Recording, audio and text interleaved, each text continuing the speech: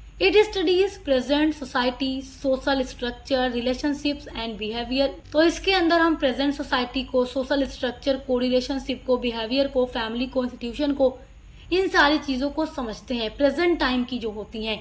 But in the history we studies past event, civilization and societies.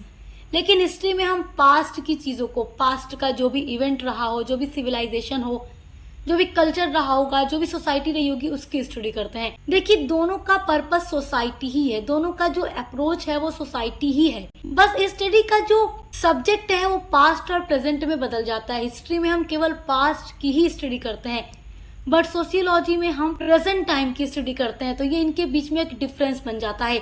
और अब आप सोच रहे होंगे मैम यही चीजें तो रिलेशन भी बना रही थी, तो रिलेशन क्या बना रही थी कि प्रेजेंट टाइम की सोसाइटी को समझने के लिए पास्ट की सोसाइटी को देखना जरूरी होता है, तो वो रिलेशन हो गया। लेकिन अगर हम डिफरेंस देखें तो ये केवल पास्ट की ही स्टडी करेगा और सोशियोलॉजी प्रेजेंट की स्टडी करेगा। अब देखिए नेक्स्ट डिफरेंस का पॉइंट है, it is scientific and analytical. Sociology जो है साइंटिफिक है क्योंकि हम सोशियोलॉजी में सोसाइटी की एक सीक्वेंस में स्टडी करते हैं, इधर उधर से नहीं करते, एक सीक्वेंस में हम स्टडी करते हुए आगे बढ़ते हैं। तो साइंटिफिक एंड एनालिटिकल होता है जो सोशियोलॉजी होता है। बट जो हिस्ट्री है it is descriptive and based on events, और ये डिस्क्रिप्टिव होता है और इवेंट्स पर बेस्ड होता है। डिफरेंस का थर्ड पॉइंट है, it has a broad and general perspective. Sociology के पास काफी ज्यादा बड़ा स्कोप होता है, ये काफी ज्यादा बड़ा होता है और इसके पास जनरल पर्सपेक्टिव भी होते हैं। और हिस्ट्री में देखो एक स्पेसिफिक और पार्टिकुलर पर्सपेक्टिव होता है, लेकिन इसके पास जनरल और ब्रॉड पर्सपेक्टिव होता है। तो ये इनके बीच में काफी बड़ा डिफरेंस है। तो आई होप कि आप सोशियोलॉजी का हिस्ट्री एंड इकोनॉमिक्स के साथ क्या रिलेशनशिप, क्या डिफरेंस है, वो आप बहुत अच्छे से समझ गए होंगे। तो आपकी जो यूनिट नंबर 2 है वो 2 पार्ट में कंप्लीट हो गई। अब मिलते हैं आपकी यूनिट नंबर 3 के साथ।